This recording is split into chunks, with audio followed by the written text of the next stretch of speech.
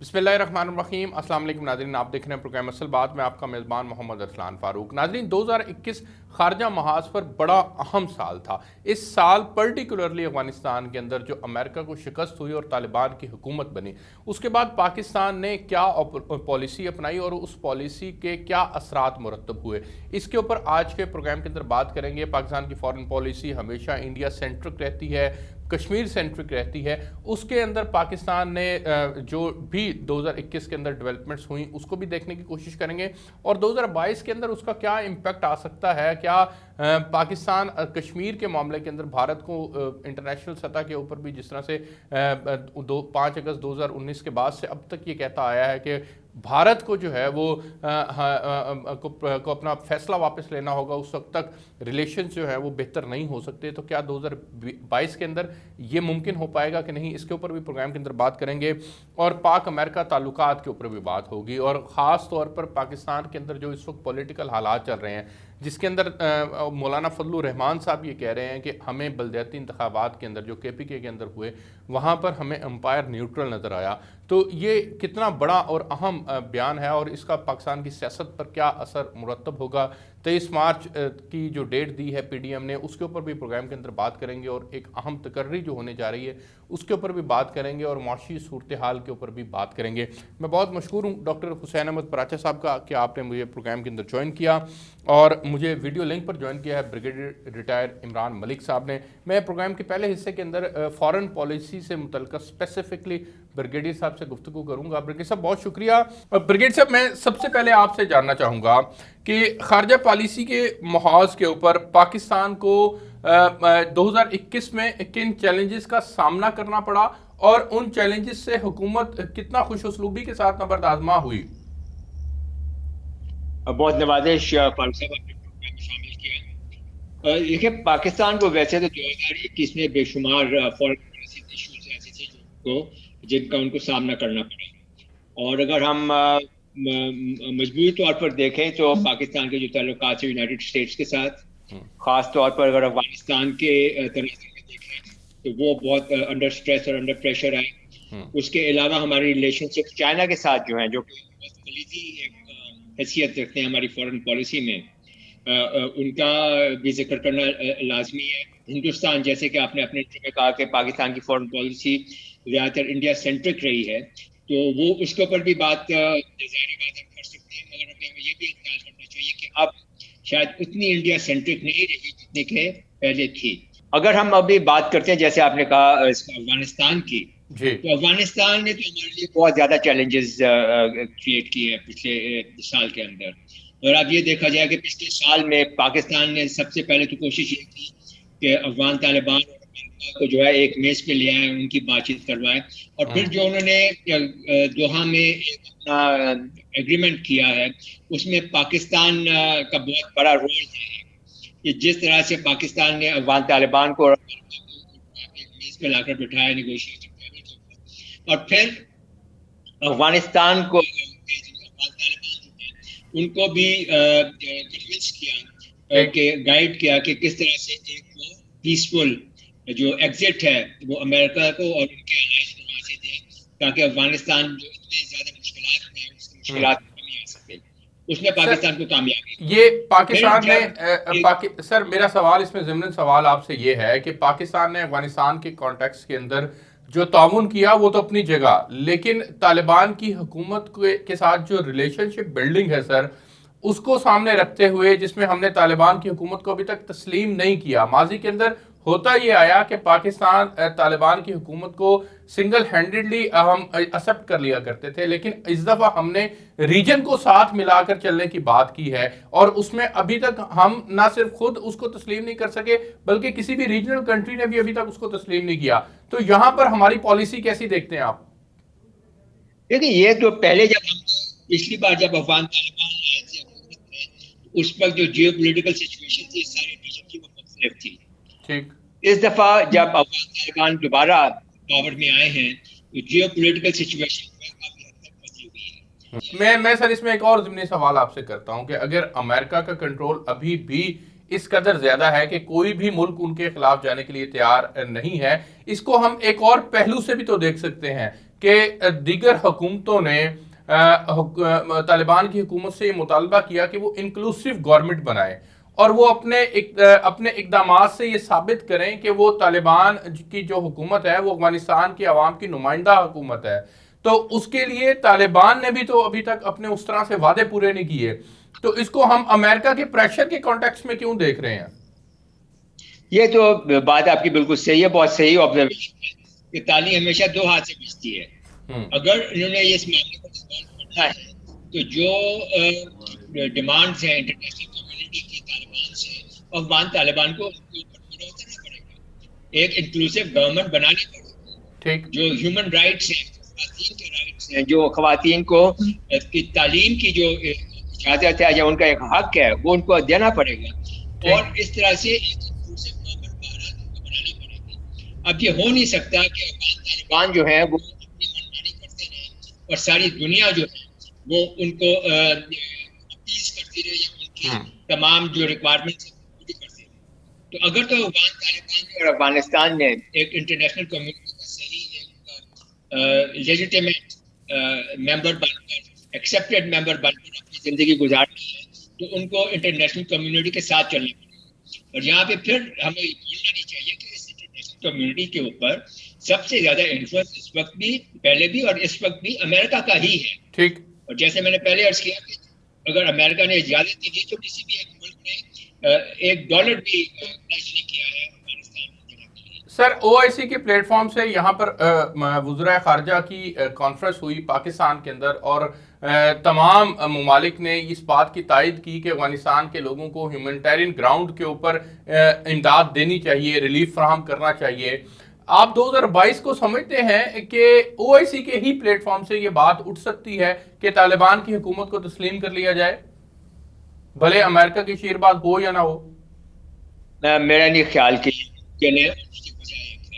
اور میں اس کے اوپر لکھ بھی چکا ہوں. اور آپ یہ دیکھیں کہ او آئی سی کو اگر ہم لیں تو جو ڈی فیکٹو جو لیڈرشپ ہے جی او آئی سی کی وہ سعودی عربیہ اور باقی عرب ممالک ہیں، جو گلف اسٹیٹس ہیں، گلف عرب اسٹیٹس جو ہیں ان کی ہے. انڈائریکٹلی آپ کہہ لیں یا ڈائریکٹلی کہہ لیں. اور ان تمام عرب ممالک کو امریکہ کنٹرول کرتا ہے. سر افغانستان کے کانٹیکس میں پھر آپ کس طرح سے دیکھتے ہیں، جو بڑا اہم سوال ہے، کیا 2022 کے اندر دنیا طالبان کی حکومت کو تسلیم کر لے گی؟ میرا نہیں خیال کہ جب تک افغان طالبان جو ہے اور افغان حکومت جو ہے جب تک وہ انٹرنیشنل کمیونٹی کے وہ مطالبات نہیں مانتی اس کو کوئی بھی ریکگنائز نہیں کرے گا. اور اگر کوئی الگ سے ایک ملک، مثال کے طور پر آپ پاکستان کا نام لیتے ہیں، اگر پاکستان کو دنیا سے ہٹ کر الگ ہو کر ریکگنائز کرتا ہے تو میرے خیال میں پاکستان کو اس کا نقصان اٹھانا پڑے گا. پاکستان انٹرنیشنل کمیونٹی سے الگ ہو کر ایسا کام کبھی بھی نہیں کرے گا. میرے خیال میں یہ بہت مناسب ان کی فارن پالیسی کا حصہ ہے کہ افغان طالبان کو اس طرح سے مجبور کیا جائے کہ وہ ایک انٹرنیشنل کمیونٹی کے ایک ریسپیکٹڈ اور ایکسیپٹڈ ممبر بنے. وہ الگ سے اپنی 1.5 انچ کی مسجد نہیں بنا سکتے اور یہ امید نہیں کر سکتے کہ ساری دنیا آ کے اس مسجد میں نماز پڑھے.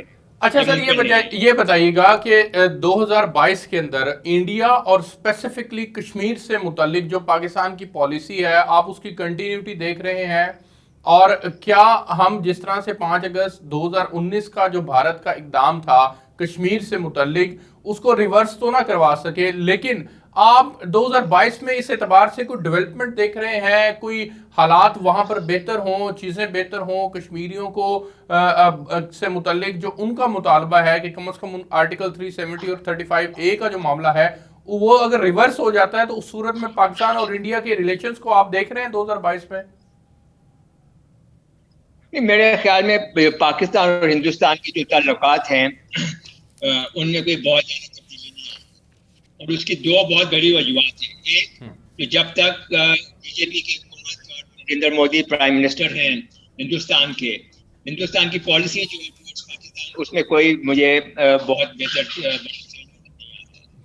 اور جب تک ہندوستان جو ہے وہ امریکہ کا اسٹریٹجک پارٹنر ہے اور امریکہ کو ہندوستان چائنا کے خلاف اس کو استعمال کرنے کے بیلنس उस वक्त तक हिंदुस्तान के जो रीजन में और दुनिया में या ग्लोबल लेवल पे जो भी एटीट्यूड है उसमें भी कोई चेंज नहीं आएगा। सर पाकिस्तान ने पहली कौमी सलामती की पॉलिसी बनाई सर, उसके अंदर हम देख रहे हैं कि वो सिर्फ अब आर्मी स्पेसिफिक नहीं है, बल्कि उससे मुतलका और भी चीजें हैं जिसमें क्लाइमेट चेंज है, फूड सिक्योरिटी है और दीगर इश्यूज हैं। इसके ऊपर आप, ये कितना बड़ा और कितना आसान इकदाम है सर, इसके ऊपर जरा रोशनी डालिएगा और इसके इम्पैक्ट के ऊपर जरा बात कीजिएगा कि इसका क्या इम्पैक्ट हो सकता है।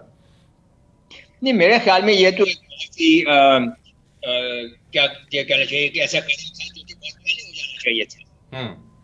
नेशनल सिक्योरिटी जो है एक्सक्यूज मी, वो सिर्फ फौज और अफवाज से मुतालिक नहीं होती।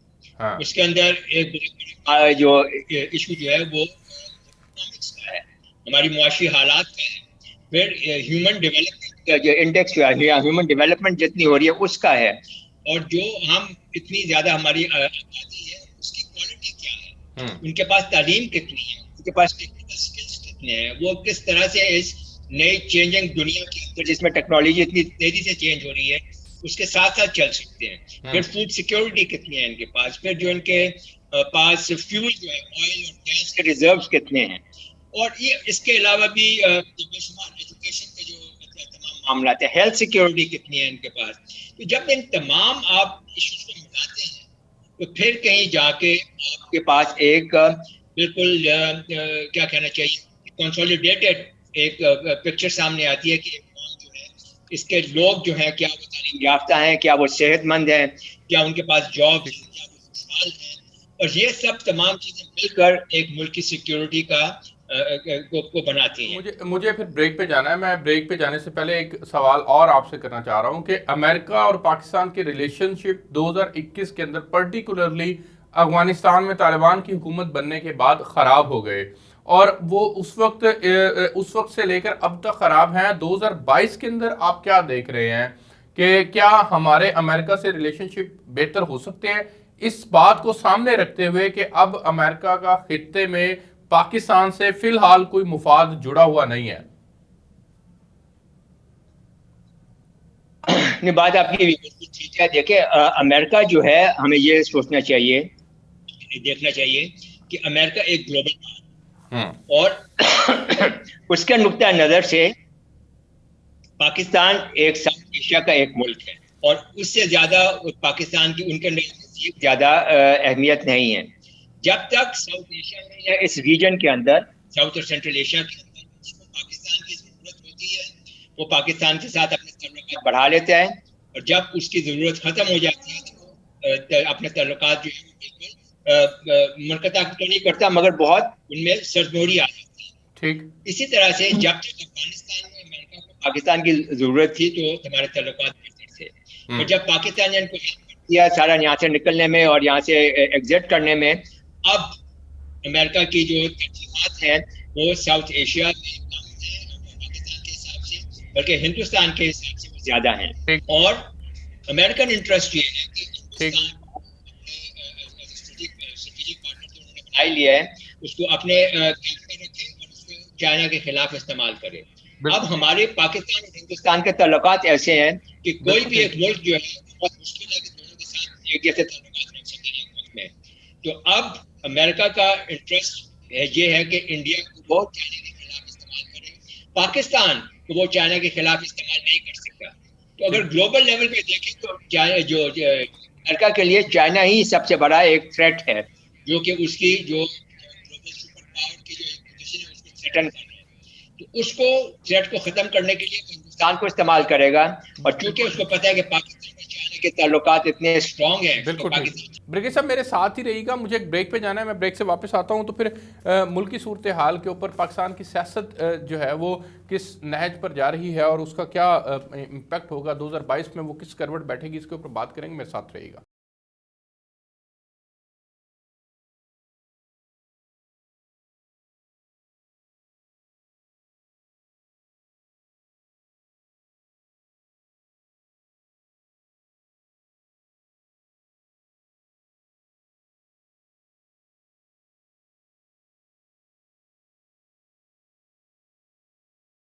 जी वेलकम बैक नाज़रीन। डॉक्टर हुसैन अहमद पराज साहब, मैं आपसे आगाज़ करना चाहूँगा और आपसे जानना चाहूँगा कि पाकिस्तान के सियासी हालात के ऊपर, पाकिस्तान के अंदर जो 2021 सियासी एतबार से गुजरा सर, आप क्या समझते हैं कि कौन कौन सी बड़ी डेवलपमेंट्स ने 2022 के अंदर जब हम दाखिल हो चुके हैं तो वो एक इम्पैक्ट क्रिएट करेंगी? पीडीएम ने कोई किरदार ऐसा अदा किया 2021 में कि 2022 जो है वो अब नतीजा खेज साबित हो सकता है? सबसे पहले तो इसके ऊपर रोशनी डालिएगा सर। बिस्मिल्लाहिर्रहमानिर्रहीम। आपने इब्तिदा जो है वो यकीनन एक नहायत अहम सवाल से की है।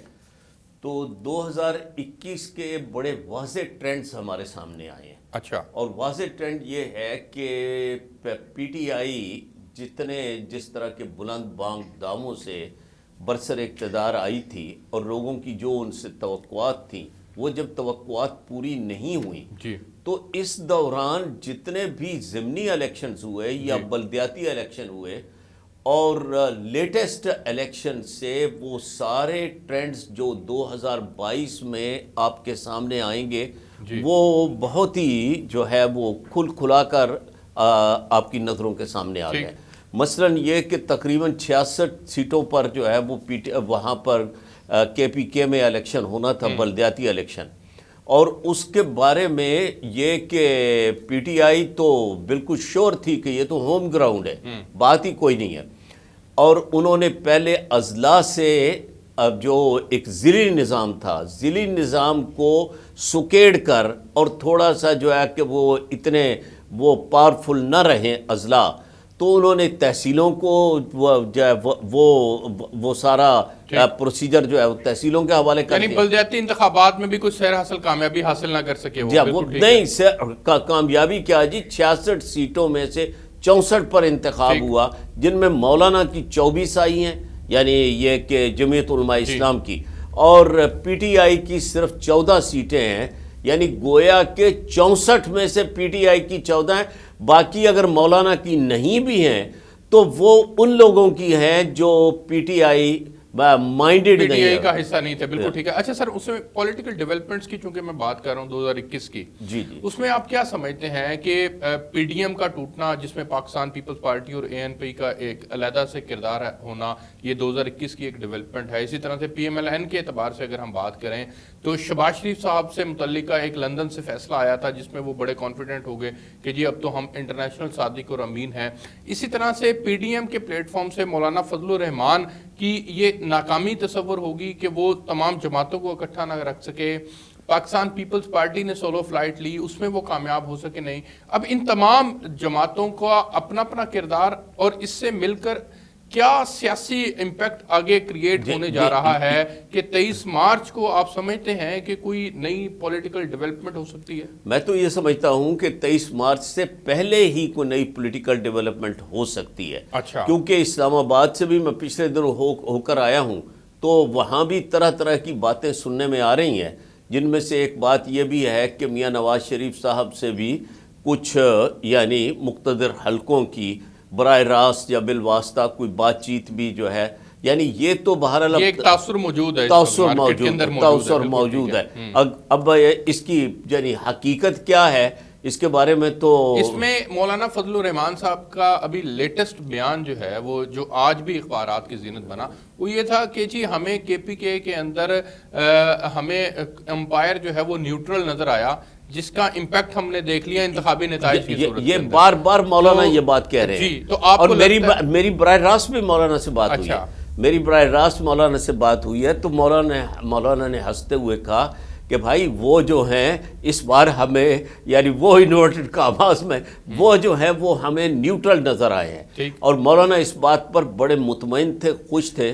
बल्कि बाज़ तजियाकारों का तो ये कहना है कि इस वक्त तो सियासत के महाज पर और सियासत के मंजरनामे पर जो लीड कर रही है, जो शख्सियत लीड कर रही है, वो मौलाना फजलुर रहमान की शख्सियत है। बिल्कुल ठीक है। मुझे एक ब्रिगेडियर इमरान मलिक साहब से इसके ऊपर पॉइंट ऑफ व्यू लेना है, फिर मैं वापस आता हूँ आपके पास। ब्रिगेडियर साहब, पाकिस्तान के अंदर ये जब तक आप किसी पॉलिटिकल पार्टी को इक्तदार के अंदर कुछ हिस्सा नहीं दे देते, उस वक्त तक इंतखाबात में धांधली भी होती है, उस वक्त तक एम्पायर जो है वो न्यूट्रल भी नहीं है। جس وقت آپ کو کچھ اقتدار کا حصہ مل گیا اس وقت امپائر بھی نیوٹرل ہے اور آپ مطمئن بھی ہیں انتخابی نظام سے. سر یہ آپ سمجھتے ہیں یہ رویے پاکستان کی سیاست کے لیے ٹھیک رویے ہیں یا واقعی میں ہمیں اس کے اوپر غور کرنے کی ضرورت ہے, انتخابات کو شفاف بنانے کی ضرورت ہے؟ یہ تو بہت ہی ایک اہم نقطہ آپ نے اٹھایا ہے. ابھی آپ اگر ہم ایک بہت ہی نیوٹرل قسم کا اگر ہم ایک پوائنٹ آف ویو لیں تمام پولیٹیکل پارٹیز کا, تو آپ یہ دیکھیں کہ ان کا ٹوٹل جو نقطہ نظر ہے وہ یہ ہے کہ کسی طرح سے ہم پاور میں آ جائیں. ٹھیک. اور یہ کوئی بہت زیادہ غلط بات نہیں ہے, کیونکہ تمام پولیٹیکل پارٹیز جب وہ وجود میں آتی ہے تو مقصد یہی ہوتا ہے کہ وہ پاور میں آئے اور اپنی جو آئیڈیالوجی ہے. مگر ہمارے ہاں مسئلہ یہ ہے کہ آئیڈیالوجی ہے کیا. ابھی جتنی بھی پارٹیز آتی ہیں اگر آپ یہ دیکھیں کہ موجودہ حکومت کو ہیں, جتنی بھی اپوزیشن کی پارٹیز ہیں ان سب کی کوشش یہ ہے کہ اس گورنمنٹ کو ہٹایا جائے, اور اس کے اوپر بے انتہا تنقید ہوتی ہے, جائز بھی اور ناجائز بھی. اگر ہم ان کی جائز تنقید کو بھی مان لیں, مگر مسئلہ یہ ہے کہ جو اپوزیشن کی پارٹیز ہیں یہ صرف تنقید کرتی ہیں, اس کا کوئی حل نہیں بتاتی. اگر وہ کہتی ہیں کہ یہ بہت ہو گئی اور پی ٹی آئی کی گورنمنٹ نے مہنگائی کر دی تو اس کو ہٹانا چاہیے, مگر کوئی ایک پارٹی اپنا پروگرام بتائے, کوئی اپنا پلان بتائے کہ مہنگائی کو میں کس طرح سے ختم کروں گا اور یہ ہمارے عوام کے لیے کس طرح سے فائدہ مند ہے. تو جو ٹوٹل جنگ ہے, جنگ صرف پاور میں آنے کی ہے, جنگ ایسی نہیں کہ وہ کی آئیڈیالوجیز. بڑا اہم نقطہ ہے سر کہ جنگ صرف اقتدار. سر بریگیڈیئر عمران ملک صاحب فرما رہے ہیں کہ یہ صرف اقتدار میں آنے کا حصول جو ہے یہ بنیادی طور پر ان کی جنگ ہوتی ہے, ان کا اس بات سے کوئی لینا دینا نہیں ہے کہ یہ کوئی الیکشن اور انتخابات سے متعلق اصلاحات لا سکیں, کوئی آپ نئی چیز متعارف کروا سکیں. آپ کے پاس کوئی الٹرنیٹ پلان ہی موجود نہیں ہے, آپ صرف اقتدار میں آ جائیں تو تمام پلان جو ہیں وہ آپ کے کامیاب, ادروائز آپ تمام پلانز میں آپ اداروں کو جو ہے وہ بدنام کرتے ہیں پھر. جی عرض کروں میں؟ جی آپ سے سوال. اچھا, میں بس ادب بریگیڈیئر صاحب سے عرض کروں گا کہ بریگیڈیئر صاحب کا یہ جو پرسیپشن ہے میں اس کو درست نہیں سمجھتا. اچھا, بات یہ ہے کہ جو ہے کہ یک زباں ہیں فقیہان شہر میرے خلاف, یعنی یہ کہ کوئی صرف ایک جماعت نے نہیں کہا کہ جو پی ٹی آئی جو ہے وہ شفاف انتخابات کے نتیجے میں برسر اقتدار نہیں آئی. تقریباً سبھی جماعتوں نے یہ بات کہی. اور جب کوئی جو ہے وہ دیکھیے جب سورج طلوع ہوتا ہے, جب نصف النہار پہ آتا ہے تو پھر بتانے کی ضرورت نہیں ہوتی کہ آفتاب خود اپنی لیکن سر یہاں پر سوال یہ ہے آپ سے میرا کہ 2013 میں بھی ایسے ہی ہوا تھا.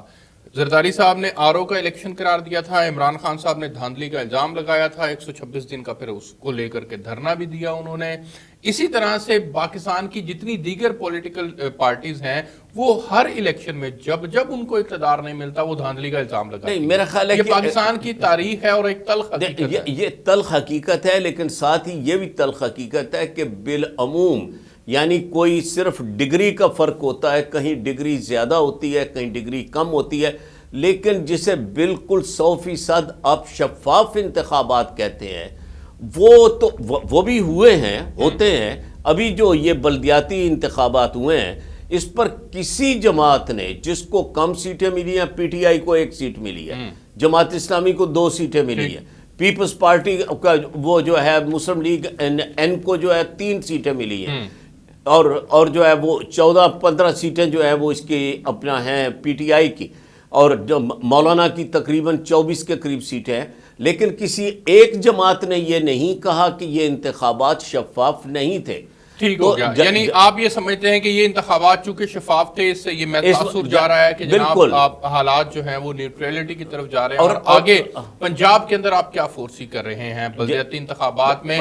پی ٹی آئی کو ووٹ پڑے گا, پی ٹی آئی کی پرفارمنس ٹھیک ہے, انہوں نے صحت کارڈ دے دیا سر ہر آدمی, آپ بھی سر اب 10 لاکھ روپے کے لیے ایلیجیبل ہیں, اسی طرح سے میں بھی ایلیجیبل ہوں, بریگیڈیئر عمران ملک صاحب بھی ایلیجیبل ہیں, اور دیگر تمام آبادی جو ہے وہ اس کے لیے ایلیجیبل ہے. تو یہ کتنا بڑا انیشیٹو ہے سر, اس کو اپریشیٹ کرتے ہوئے عوام ووٹ نہیں دے گی ان کو؟ یہ دیکھیے کہ یہ ایک واقعی ایک بظاہر بہت بڑا انیشیٹو ہے، لیکن اس کو بھی دیکھنا یہ ہوگا، کیونکہ اس کے بارے میں بھی سننے میں آ رہا ہے کہ لوگوں کو جو ہے وہ اس طرح سے جب یہ کارڈ لے کر جاتے ہیں تو کئی ماہ کی جو ہے وہ انہیں وہ ملتی ہے، تاریخ ملتی ہے، اور پھر کئی ہاسپٹلز میں، خاص طور پر سرکاری ہاسپٹلز میں تو وہ فیسلٹیز ہی جو ہے وہ نہیں ہے.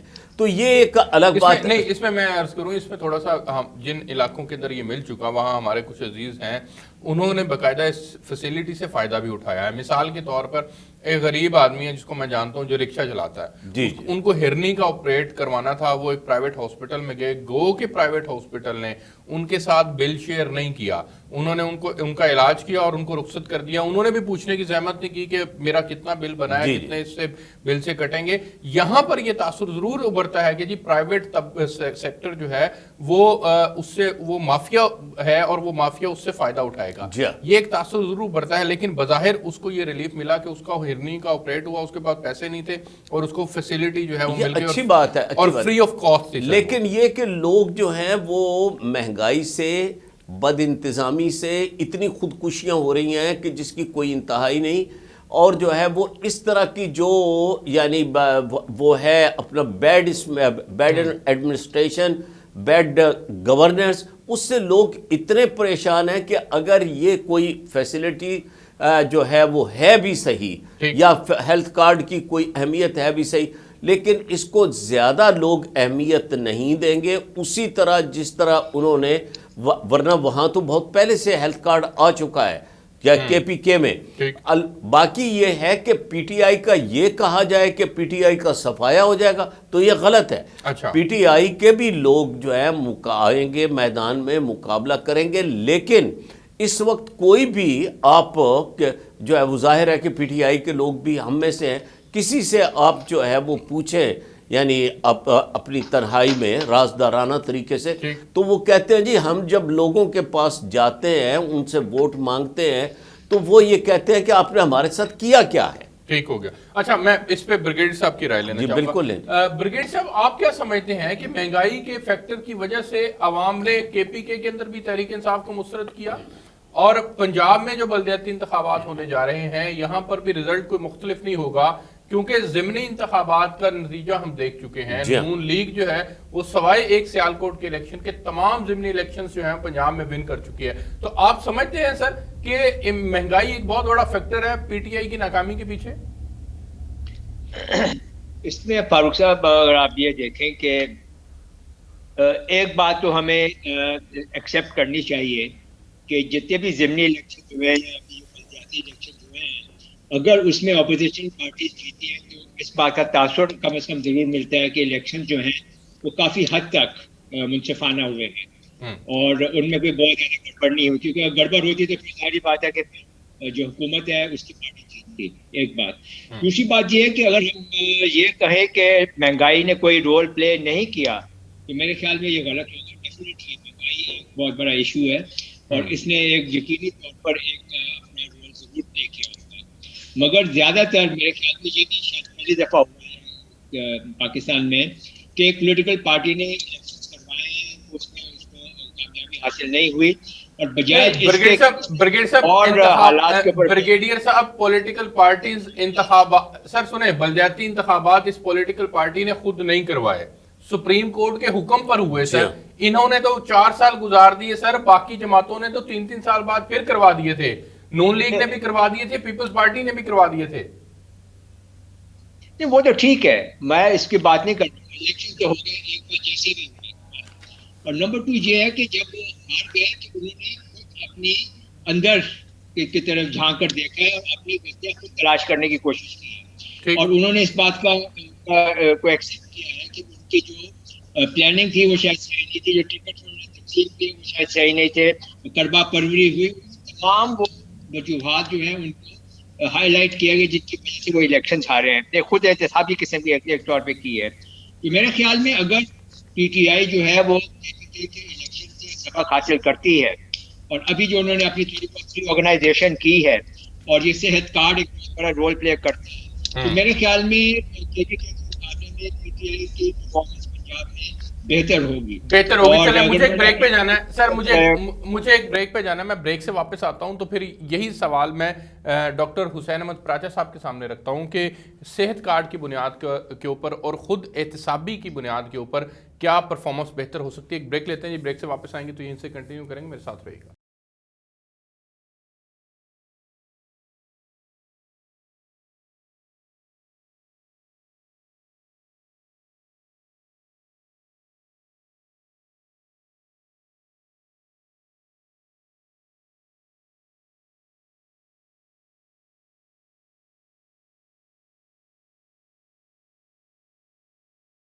जी वेलकम बैक नाज़रीन। डॉक्टर हुसैन अहमद प्राचा साहब, सर ये फरमाइएगा, ब्रिगेड साहब ये फरमा रहे हैं कि सेहत कार्ड की बुनियाद पर, और वो खुद एहतसाबी कर रहे हैं, उन्होंने टिकटों की तकसीम गलत की, इसको तस्लीम कर लिया, इमरान खान साहब खुद सुपरवाइज कर रहे हैं, तो वो समझते हैं कि इंतखाबी नताइज जो हैं वो मुख्तलिफ हो सकते हैं। एक बात। दूसरी बात सर, ये रोशनी डालिएगा कि शाहिद खाकान अब्बासी साहब ये कहते हैं कि मुल्क की मसाइल का हल इस वक्त फौरी शफाफ इंतखाबात का इनेकाद है, वो आप करवा दें, उससे मसाइल हल हो सकते हैं।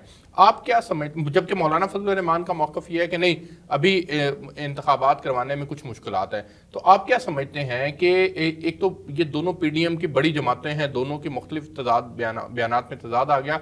दूसरा, ये तजाद के बाद मुल्की मसाइल का हल शफाफ इंतखाबात कैसे है, जबकि अभी तक अपोजिशन ने कोई मुतबादिल प्लान नहीं दिया कि इस वक्त की वर्स्ट इकोनॉमिक सूरत हाल से निकलने का ये प्लान है। ये तो जो है ना बात तयशुदा है, इस पर खुद PTI बेहद परेशान है। और कल आपने देखा कि जो हमारे वज़ीर ख़जाना हैं, उन्होंने किस बेबसी का वो इजहार किया, बेकसी का इजहार किया। उन्होंने कहा जी कि जब मैं 2009 में था तो उस वक्त 2009 में सूरत हाल ये थी कि हम इसी का IMF के पास गए थे, तो इस IMF ने हमें यानी बड़ी ही रिलैक्स टर्म्स एंड कंडीशंस पर हमें जो है वो भारी कर्जा दिया था। आज वो $1 बिलियन की किस्त देने के लिए वो हमारे इसी वजीर खजाना से उनकी जो है नाक से लकीरें सर उसका उन्होंने रीजन बताई। उन्होंने कहा कि अमेरिका हमसे नाराज है और अमेरिका के दबाव के ऊपर IMF हमारे साथ सख्ती कर रहा है। जो नहीं, वो तो इसका मतलब ये है कि आपकी इक्तिसादियात में ही आपने यानी अपनी जो सूरत हाल जो है वो एक वही आपकी दिगरगू नहीं बल्कि सियासियात में और अमूर खारजा में भी आपकी परफॉर्मेंस ऐसी है कि आप अमेरिका को अपने साथ एंगेज नहीं रख सके। वो अमेरिका कि जिसके और हमारे ताल्लुकात में उतार चढ़ाव होता रहता है अरसलान साहब, लेकिन ये कि वो उतार चढ़ाव जो है वो ऐसा नहीं होता कि वो कोई उनकी किसी जो है को बहुत बड़ी पॉलिसी पर भी जो है वो डोमिनेट करे। लेकिन डॉक्टर साहब गुजारिश ये है कि अमेरिका का पाकिस्तान से क्या इंटरेस्ट है? पहले तो उनको इंटरेस्ट होता था अफगानिस्तान की सूरत के अंदर, उनको इंटरेस्ट है कि पाकिस्तान जो है वो कोई किरदार अदा करेगा। माजी के अंदर अब भी हमने देखा, USSR के मामले में भी देखा और अब भी देखा कि पाकिस्तान ने उनको वॉर ऑन टेरर के अंदर भी खुसूसी तौर पर भरपूर मुआवनत दी। तो अब उनका क्या इंटरेस्ट है सर? वो क्यों हमसे ताल्लुकात को बनाने के लिए जो है वो सर अभी भी अमेरिका का पाकिस्तान के साथ बड़ा बेसिक इंटरेस्ट है। अच्छा। और वो बेसिक इंटरेस्ट ये है कि देखिए कि पूरे इस रीजन में यानी ईरान के साथ अमेरिका के अच्छे ताल्लुकात हैं, हरगिज नहीं। चीन के साथ जो अमेरिका की इस वक्त टेंशन है वो पहले कभी इतनी टेंशन थी ही नहीं जितनी आज टेंशन है। रशिया के साथ जो है वो अमेरिका खित्ते के अंदर इस वक्त भारत को अपना दोस्त समझता है और चीन को दुश्मन समझता है। बिल्कुल, भारत को अपना दोस्त समझता है, चीन को दुश्मन समझता है। लेकिन ये कि इस तरफ जो है यानी ये मगरब की तरफ और फिर आगे सारे मशरक़ वुस्ता में वो पाकिस्तान के ज़रिए ही, और उन्हें जो है वो कोई जो हमारी ये सेंट्रल एशियन स्टेट्स जो हैं ये भी किसी तरह की कोई स्पेस अमेरिका को देने को तैयार नहीं है। खुद अफगानिस्तान में उसके लिए कोई एक्सेप्टेंस नहीं है। तो इस पूरे रीजन में जो उसके इंटरेस्ट हैं खलीज से लेकर जो है वो आगे मशरक़ वुस्ता तक, उनमें अगर किसी के साथ अमेरिका बात कर सकता है, कोई पैगाम रसानी कर सकता है, कोई आगे جو ہے معاملہ کسی کے ساتھ بھی چلا سکتا ہے، تو وہ صرف اور صرف پاکستان ہے۔ تو آپ سمجھتے ہیں کہ یہ پاکستان کی ناکامی ہے کہ پاکستان اپنی پوزیشن کو ان کے سامنے ریکگنائز نہیں کروا سکا؟ نہیں، یہ تو اچھی بات ہو گئی ہے کہ پاکستان نے یہ پوزیشن اپنی ریکگنائز کروائی، لیکن وہ اس کو یعنی اپنے جو ہے وہ مسائل کے حل کے لیے کیش نہیں کروا سکا۔ میں بریگیڈیئر صاحب سے اس نقطے کے اوپر چاہوں گا کہ وہ کمنٹ کریں۔ بریگیڈیئر صاحب، آپ اتفاق کرتے ہیں ڈاکٹر حسین احمد پراچا صاحب نے جو موقف اپنایا کہ پاکستان کی ایک انتہائی اہم پوزیشن ہے خطے کے اندر اور پاکستان امریکہ کے سامنے اپنی اس پوزیشن کو کیش نہیں کروا پایا؟ نہیں، دیکھیں، جہاں تک پاکستان کی جو جیو پولیٹیکل یا جیو اسٹریٹجک پوزیشن ہے ریجن کے اندر، اس کی اہمیت میں تو آپ کبھی بھی کمی نہیں کر سکتے، اسٹیبلشڈ فیکٹ ہے۔ ابھی اگر یہ کہنا کہ پاکستان نے اس پوزیشن کو کیش نہیں کر پایا، تو دیکھیں یہ جو ممالک کے درمیان ریلیشن شپس ہے اس کے اوپر مبنی ہوتی ہے، اور ہماری ریلیشن جو ہے یہ سب کے سب نیشنل انٹرسٹ کے اوپر مبنی ہوتی ہے۔ جہاں تک جیسے پہلے بات کی، امریکہ کا اس خطے میں انٹرسٹ تھا، اس کو پاکستان کی ضرورت تھی، اس نے پاکستان کو استعمال کیا، پاکستان نے اس کا فائدہ اٹھایا، پاکستان کو کافی زیادہ اکنامک ایڈ اور ملٹری اور ملتی رہی ہے۔ اب ان کے جو ہے انٹرسٹ پاکستان سے ہٹ گئے، اب ان کا انٹرسٹ ہندوستان کی طرف ہے، جس کو وہ چین کے خلاف استعمال کرتے ہیں۔ اب جب بھی اس کو پاکستان کی ضرورت پڑے گی، یقینی طور پر وہ پاکستان سے رجوع کرے گا اور پاکستان کے ساتھ اس کے تعلقات پہلے سے زیادہ بہتر ہوں گے۔ اور اس کے کہنے کا یہ مطلب نہیں ہے کہ وہ پاکستان کو مکمل طور پر اگنور کر دے گا اور پاکستان کو مکمل طور پر اجازت دے گا کہ وہ چائنا کے کیمپ کے اندر۔ اس میں کوئی شک نہیں ہے کہ پاکستان کو مکمل طور پر اگنور نہیں کیا جا سکتا۔ ڈاکٹر صاحب، مجھے ایک اور اہم ایشو کے اوپر آپ سے بات کرنی ہے، میرے پاس وقت بھی کم ہے۔ نواز شریف صاحب 2022 میں پاکستان واپس آ رہے ہیں سر، آپ دیکھتے ہیں؟ یہ دیکھیں کہ مسلم لیگ نون نے ایک ایسا یعنی طریقہ اختیار کیا ہے، کسی وقت تو یوں محسوس ہوتا ہے کہ نواز شریف صاحب ابھی کل آنے والے ہیں، کسی وقت یہ محسوس ہوتا ہے کہ وہ شہنائی جو اتنی قریب سے گونج رہی تھی اس کی آواز مدھم ہو گئی ہے اور کہیں دور سے سنائی دے رہی ہے۔ تو بہرحال نون لیگ والوں نے یہ طریقہ اختیار کر رکھا ہے جی کہ شیر آیا، شیر آیا۔ اچھا چل، اسی یہ بتائیں کہ نواز شریف صاحب کے آنے سے پاکستان کی سیاست پر کیا اثرات مرتب ہوں گے اگر ہم اسپوز کرتے ہیں کہ نواز شریف صاحب پاکستان آ گئے ہیں؟ جی، نواز شریف صاحب اگر پاکستان آ جائیں گے تو اس کا سب سے زیادہ فائدہ خود مسلم لیگ نون کو ہوگا، نمبر ایک بات۔ نمبر دو بات یہ ہے کہ نواز شریف صاحب کا اگرچہ ان کا موقف بڑا بولڈ ہے، بڑا ان کا موقف جرأت مندانہ ہے، لیکن اس کے باوجود جب تک وہ کچھ یعنی جو ہے اہم اداروں سے وہ کچھ ضمانتیں حاصل نہیں کر لیں گے، اس وقت تک جو ہے وہ پاکستان نہیں آئیں گے۔ کچھ تجزیہ کار یہ سمجھتے ہیں کہ نواز شریف صاحب جب تک عمران خان صاحب وزیر اعظم ہے وہ پاکستان نہیں آنے والے۔ نہیں، یہ میں اس سے ایگری نہیں کرتا۔ اور دوسری بات میں آپ کو یہ بھی بتا دوں کہ ابھی آپ شاہد خاقان عباسی صاحب کا ذکر کر رہے تھے کہ ان کا موقف کچھ اور ہے، مولانا کا موقف کچھ اور ہے، تو میری جو معلومات ہیں یہ مولانا سے کبھی کبھار جو ہے وہ ملاقات بھی ہو جاتی ہے، بات چیت بھی ہو جاتی ہے، اس میں یہ ہے کہ مولانا جو کچھ کہتے ہیں وہ یہ سمجھنا چاہیے کہ نواز شریف کا بھی وہی موقف ہے، یعنی مولانا جو ہے وہ نواز شریف صاحب کے ساتھ اتنے جو ہے وہ ہاٹ لائن پر ہے۔ اچھا سر، اس سال ایک اور اہم تقرری بھی ہونے جا رہی ہے جی، اس اہم تقرری کا کیا پاکستان کی سیاست پر امپیکٹ دیکھتے ہیں سر آپ؟ یقیناً اس کا امپیکٹ ہوگا۔ اس کی وجہ یہ ہے کہ پاکستان کی سیاست یعنی اس میں اداروں کا رول، چاہے وہ رول بڑا ایکٹیو ہو یا رول پیسو ہو یا رول نیوٹرل ہو، جیسا کیسا بھی ہو رول، بہرحال اس کا ایک امپیکٹ جو ہے وہ ضرور ہوتا ہے۔ تو اس تقرری کا یقیناً جو ہے وہ امپیکٹ ہوگا۔ اور جیسا کہ آپ کو معلوم ہے کہ ابھی جو ہے وہ جب آئی ایس آئی کے وہ ڈائریکٹر جنرل کا جو ہے وہ جب ان کی تقرری کا وقت تھا تو اس وقت بھی کچھ یعنی تھوڑی سی کوئی سیاسی حلقوں میں اور مقتدر حلقوں میں کچھ اس کے بارے میں یوں محسوس ہو رہا تھا کہ جیسی پوری طرح انڈرسٹینڈنگ نہیں ہو پا رہی۔ تو بہرحال اب یہ لگتا ہے کہ جو بھی تقرری ہوگی وہ بہرحال ایک ایسی ہوگی کہ جو سب کے لیے جو ہے. اچھا بریگیڈیئر صاحب سے اس کے اوپر پوچھتے ہیں. بریگیڈیئر صاحب آپ کیا سمجھتے ہیں کہ اس سال جو اہم تقرری ہونے جا رہی ہے اس کی ظاہر ہے اوبویسلی وہ ہے تو نومبر کے اندر، لیکن اس سے پہلے اگر اناؤنسمنٹ ہو جاتی ہے اور یہ الوداعی ملاقاتیں شروع ہو جاتی ہیں اور یہ باقاعدہ طے ہو جاتا ہے کہ جی اب جو ہے وہ نئی تقرری ہی ہوگی، تو اس کا سر امپیکٹ کیا آئے گا پاکستان کی سیاست پر؟ اگر میں ایک بات پہلے اور کہہ دوں، میرے خیال میں آپ نے بات کی تھی معاشی صاحب کے واپس آنے کی، جی تو اس کی واپسی مشروط ہے ان کنڈیشنز کی جو کہ پاکستان میں ان کے آنے سے پہلے تیار کی جائیں، جس کے اندر ان کی سزا معافی اور ان کے مقدمات کے ختم ہونا لازمی ہے، اس کے بغیر وہ واپس نہیں آئیں گے. اور عمران خان کے ہوتے ہوئے تو وہ بات کہ وہ ابھی آئیں گے تو مشکل لگتا ہے. دوسری بات یہ ہے کہ آپ نے جو اس اہم تقرری کی بات کی، تو جہاں تک جب تک یہ معاملات سارے میرٹ کے اوپر ہوتے ہیں، ان کو میرٹ پہ ہی ہوتے رہنا چاہیے، ایک بات.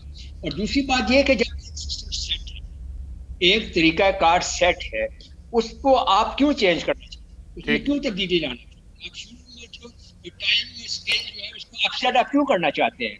جیسے ہمیشہ ہوتا ہے کہ جتنے ٹائم پہلے وہ آپ اناؤنس کرتے ہیں ایک آرمی چیف کا، جو ایگزسٹنگ یا سٹنگ آرمی چیف ہوتا ہے اس کو نہیں سر، ہم نے راحیل شریف صاحب کے سارے سسٹم کو آپ چینج مت کریں. بریگیڈیئر صاحب ہم نے راحیل شریف صاحب کے معاملے کے اندر ہم نے مارچ اپریل کے اندر ہی یہ اناؤنسمنٹ سنی تھی آئی ایس پی آر کی جانب سے. آپ کو یاد ہوگا کہ آرمی چیف صاحب کوئی ایکسٹینشن نہیں لینا چاہتے اور وہ ان کا یہ فائنل ٹرم ہے اور اسی کے اندر وہ ریٹائر ہو جائیں گے.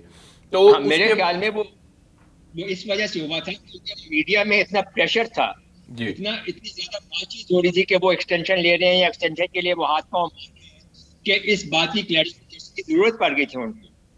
آپ ایسے میڈیا کی اور ہمارے سیاستدان بھی اور ہم اس معاملے کو بالکل نارمل روٹین میں چلنے دیں. جو ایگزیکٹ وقت ہوگا ستمبر اکتوبر میں جب بھی نیا چیف سلیکٹ ہو جاتا ہے اس کی اناؤنسمنٹ ہو جاتی ہے، اور جو نارمل روٹین مطابق چینج اوور ہونا چاہیے. اس سسٹم کو چینج نہیں کرنا چاہیے. سر ایک اور کیا سرائی چل رہی ہے ایکسٹینشن کے حوالے سے، کچھ ہے آپ اس کو دیکھتے ہیں سر اس طرح سے؟ کس کے حوالے سے؟ کہ کوئی ممکنہ ایکسٹینشن بھی ہو سکتی ہے. ایک ایکسٹینشن ہو چکی ہے. میرا نہیں خیال کہ کیونکہ اب کانسٹیٹیوشن میں ایج لمٹ لگا دی گئی ہے کہ اس ایج لمٹ کو کانسٹیٹیوشنل ریکوائرمنٹ کو اور ہم مد نظر رکھیں تو یہ شاید اندر کانسٹیٹیوشنل امینڈمنٹ کے شاید ممکن نہ ہو. ٹھیک ہو گیا سر، بہت شکریہ آپ کا کہ آپ نے مجھے ویڈیو لنک پر جوائن کیا. ڈاکٹر حسین احمد پریچا صاحب آپ کا بہت شکریہ کہ آپ نے مجھے جو ہے وہ پروگرام کے اندر جوائن کیا. ناظرین آپ نے پروگرام دیکھا. پاکستان کی سیاست کے اندر بے شمار اتار چڑھاؤ آتے ہیں اور ان اتار چڑھاؤ کا جو محور اور مرکز ہوتا ہے اس میں کوئی شک نہیں ہے کہ وہاں پر ہم یہ تمام سیاستدان یہ ایکسپیکٹ کر رہے ہوتے ہیں کہ تمام ادارے جو ہے وہ اپنے سب ادارے اپنی اپنی حدود کے اندر رہ کر کام کریں. اور شاید اب یہ بہت بڑی پولیٹیکل ڈیولپمنٹ ہے پاکستان کی سیاست کے اندر کہ اب اپوزیشن کے ایک بہت بڑے رہنما یہ کہہ رہے ہیں کہ ہمیں اطمینان ہے. اور 2022 کے اندر بھی اگر اسی طرح سے یہ کردار نیوٹرل ہی رہا تو یقیناً پاکستان کی سیاست کے اوپر یہ ایک بہت مثبت امپیکٹ کریٹ کرے گا، اور جس سے آئندہ آنے والے دنوں کے اندر ملک کے مسائل کو حل کرنے میں اور ان کو جس پارٹی کا جو ڈیو شیئر ہے اس کو وہ ملے گا تو وہ اپنی انرجیز جو ہیں وہ پاکستان کے مسائل کو حل کرنے میں ضرور صرف کریں گی. مجھے اس پروگرام سے اجازت دیجیے. آپ سے کل ایک نئے موضوع کے ساتھ ملاقات ہوگی. تب تک کے لیے اللہ حافظ.